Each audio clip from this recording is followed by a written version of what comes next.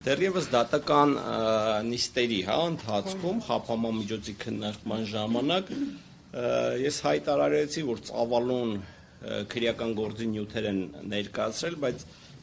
որևիցե մի փաստական տվյալ չկա, որ այդ գործը կապ ու առնչություն ունի Սամվել Կարապետյանի հետ։ Այդ գործի մեջ տարատեսակ ընկերությունների անուններ կարող եք տեսնել, տարատեսակ անձանց անուններ կարող եք տեսնել, բայց փաստական հիմք ու հիմնավորվածություն, որ խոսել այդ գործը կապ ու առնչություն ունի Սամվել Կարապետյանի հետ, դա զրոյական է։ Իրականում գործ ունենք բացարձակապես քաղաքական հետապնդման հետ եւ միացեն շատ ակներև հանգամանք ես կցանկանամ, որ մեր հանրությունը իրազեկված լինի։ Քննչական մարմինն ի սկզբանե օրենսդրորեն նախատեսված մենակ մեղադրող մարմին չէ, քննչական մարմինը նաև անձի անմեղությունը հիմնավորող ապացույցներ ձեռք բերող կառույց է, այսինքն քննչական մարմինը պետք է ինչպես ապացույցներ ձեռք բերի մեղավորությունը հաստատող, այնպես էլ պետք է ձեռք բերի այդ անմեղությունը հերքող ապացույցներ, այսինքն օբյեկտիվ ապացույցներ պետք է ձեռք բերի, բայց այս քրեական գործը այն բացառիկ գործերից մեկն է, որին Պաշտպանական կողմը թերևս կարողացել է պաշտոնապես հասնել նրան ու հիմնավորել ու ապացուցել, որ վարույթ իրականացնող մարմինը ձեռք է բերում բացառապես շինծու եւ մեղադրական թեկումով ապացույցներ։ Ու այն հարցադրմանը, որ օրինակ բա այս մարդուն ինչի չեք հարցաքննել, այն մարդուն ինչի չեք հարցաքննել, մեզ տրվող պատասխանը շատ ուղիղ է ու դիպուկ։ Չենք հարցաքննել, որովհետեւ մտավախություն ունենք, որ այդ մարդը հնարավոր է իօգուտ ձեզ է ցուցմունք տալու։ Մենք ինչի անունները կտամ հենց հիմա այդ հայտարարությունն արել է հենց քննչական խմբի ղեկավար Սպարտակ Պողոսյանը, որը ես իմ խորին համոզմամբ դա դուրս է վերջինիս լիազորությունների սահմաններից եւ նա նման կերպ քրեական գործ վարելու իրավասություն պարզապես չունի։ Քրեական գործով չի կարելի չհարցաքննել այն անձանց, ում մտավախություն ունեն, թե կարող է օգուտ ձեզ ցուցմունք տալ։ Դա ոնց ասեմ, հակաօրինական է, հնարավորինս փորձում ենք մեղմ արտահայտվել։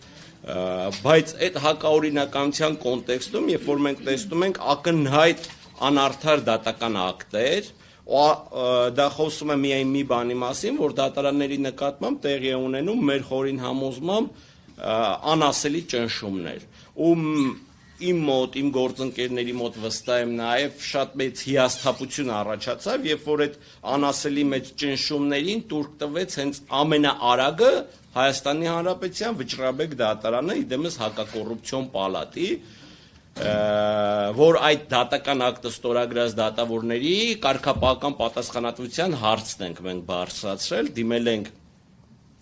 էթիկայի հանձնաժողովին եւ խնդրել ենք օրինակի համար պարզել, այդ ոնց է լինում, որ մի շարք տարբեր գործերով, ընդ որում իմ գործընկերը ուսումնասիրություններ արել եւ կոնկրետ գործեր ենք մատնանշել, մի շարք տարբեր գործերով վերջիններս ամիսներ է տևում, շատ դեպքերում նաև տարի է տևում, որ որոշում են կայացնում, իսկ Սամվել Կարապետյանի գործով ընդամենը 10 քանի օրվա մեջ իրանք շատ մեծ արագությամբ որոշում կայացրեցին, որ իբրև թե առկա է հիմնավոր կասկած։ Այն դեպքում, երբ որ մենք այդ հիմնավոր կասկածի հերկմանը շատ մեծ դժվարությամբ հասել էինք մոտ 3 կամ 4 դատական ատյաններում, այսինքն 3-4 դատական ատյաններով մենք հերկել էինք, որ այդ հոդվածներով բացակայում է հիմնավոր կասկածը, բայց անասելի արագությամբ ու պրակտիկայում երբևէ չհանդիպած դեպքով Վճռաբեկ դատարանը իմ խորին համոզմամբ խորը ճնշումների տակ, իսկ ճնշում են սովորաբար նրանց, ովքեր